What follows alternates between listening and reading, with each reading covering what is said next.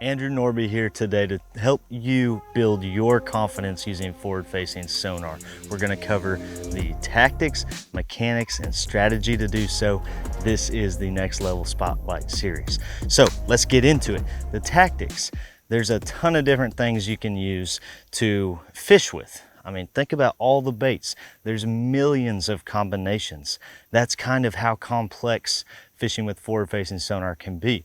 There's a ton of different combinations. Where do I start? But the main thing is getting your transducer set straight. If you don't have your transducer set straight on your trolling motor or your turret, you're not going to be able to see your bait. You're not going to be able to see where you're casting right. You're gonna have zero confidence. I've fixed many transducers when people thought their settings were off. It just wasn't pointed where you're casting, where your trolling motor's looking. So make sure it's straight.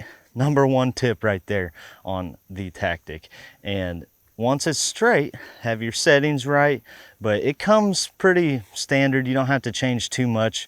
The settings, at least on the LiveScope that I use, is set pretty good, but I keep my contrast a little high, like 65 to 72%, and then the rest of the settings you can probably leave them where they come. But having your settings is important, but the main thing is just getting out there and using it. What age you are doesn't really matter. You're looking at a screen and it's a tool to help you catch fish. I would recommend one of the most popular trends out there right now is a minnow style bait, a jig head minnow. This is a Strike King Z2, a 5-inch. I like the 5-inch in the summertime or the warmer months, and then I go to a mock schooler or a 3-inch Z2 in the winter months when they're feeding on smaller shad. They're a little more lethargic, but you can see your bait a little better too when it's bigger. But the main thing, practice lining your cast up with where your trolling motor's pointed. You have to be accurate. So that is number one, being accurate to your target. And whether you're fishing stumps, grass, trees, rock, you name it, they're just flats, casting at isolated fish, casting at fish on bait balls. Accuracy is key. If you're not casting where the fish are, you're not getting bit. So it's been that way for since you started fishing. But now you can cast where the fish are a lot easier with forward-facing sonar. So with this bait right here, you keep it above the fish. I like jiggling it above their head and just slowly raising it. So these bass like to feed up when they're feeding on bait. And you'll see the fish on the screen kind of get hot on the bait's what I call it. So the bait will fall down to the fish. You'll see the mark move. That's when he sees your bait. You need to stop letting it sink. If it sinks below the fish, chances of catching it go way down. Just keep it above the fish, and then you just start twitching it. I like to put just barely a little slack in my line with little twitches in between each little twitch. And as that bait comes up, usually the fish smokes it. You get one shot at these fish most of the time. They're pretty educated, and they get educated quick on fisheries where they've never even seen this. So make that one shot count, line it up right, get them to bite. Let's go see if we can catch one doing it. All right, there's a couple right here. Little guys. He sees it. So we're just jiggling it. See him coming up, smoked it. First one we dropped on, folks. Yes, it's not even a bass. Look at the size of that. When you get around big crappie or drum, sometimes big white bass will fool you and look like bass. That is a 14-inch crappie. That's a giant. That's not what we're after, but heck yeah.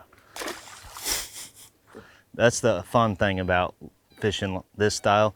You catch all sorts of species, and it's not boring fishing because of that. You're setting the hook a lot, builds your confidence doing it too.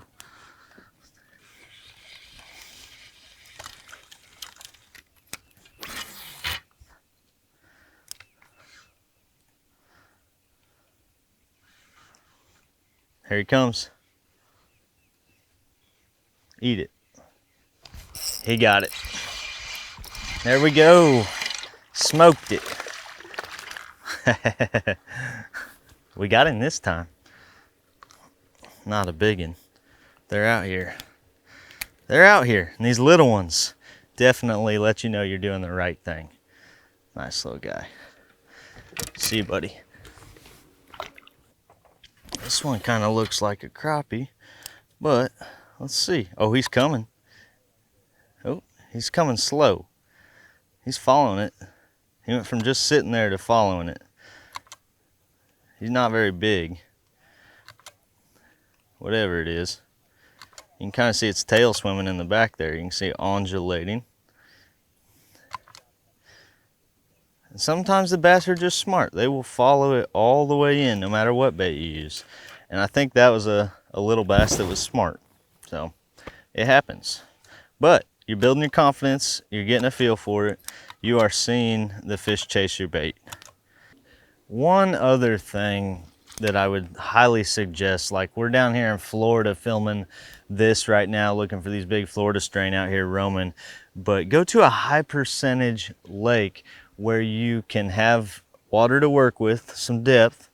Herring lakes are really good to learn how to use forward facing sonar. Like Smith Lake in Alabama is close to me. And if I go there, I can see bass suspended. And when they're suspended, they're easier to see and you can practice. We're looking around here in shallow water right now for fish and it's a little tougher.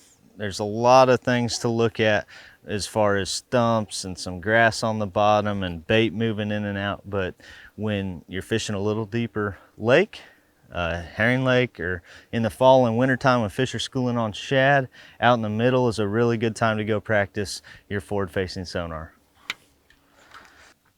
There's one.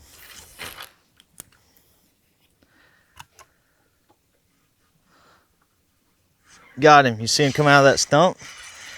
I did not even see a fish there. He came out of the stump.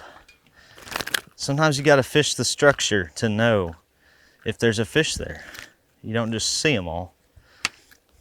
Fishing a little stump right there. Boom, nice little guy. Throw him back. See you, buddy. Going right over the bottom there. Wait. Coming right over that stump. There he is. Yep. Pull him off that stump. I was right next to the bottom there. That's 2 in a row on stumps. Yeah, it's a good one too. Ooh, gosh. Oh, boat flip. Oh, probably shouldn't have done that. There's a nice one. That's what I'm talking about. Whew. Took a little bit, but we caught some fish. We had some fun. Y'all check out some more videos like this. Learn more about forward facing sonar on the Spotlight series by Next Level.